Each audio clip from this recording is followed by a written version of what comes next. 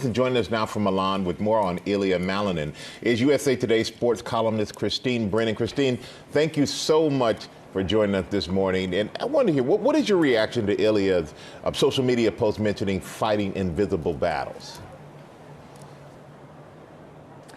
You know, Michael, I've covered Ilia for the length of his career at the top of the sport, 4 years. I actually covered his mom at the 1998 Olympics, where she finished 8th, actually, behind Tara Lipinski and Michelle Kwan in those Olympics. And he is an introspective young man. He is polite and kind. He thinks about answers. We saw it afterwards where he went running the gauntlet of what we call the mix zone, doing interview after interview. When have we seen athletes throw their helmets and get angry? And he was so calm and so thoughtful and respectful and just a class act every way. But he thinks about a lot of things. His programs, he includes his voice in his programs. And so it didn't surprise me at all, Michael, that he did this.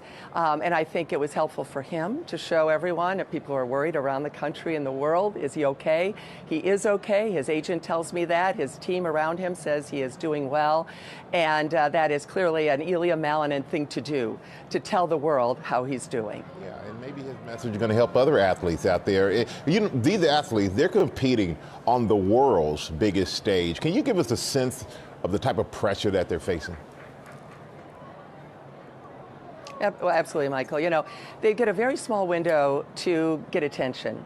It's not like, you of course played for many years. You've got a whole NFL season.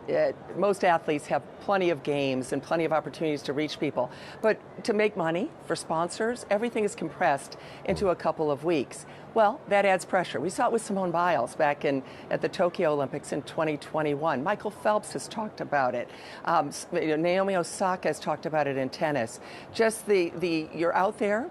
You're on social media. You need to be on social media for your sponsors. You want to be there, take people along for the ride. But because of that, all of a sudden the attention is on you in a way that it was never on, say, someone like Peggy Fleming or Dorothy Hamill or Eric Heiden or Brian Boitano, because, of course, there was no social media back then.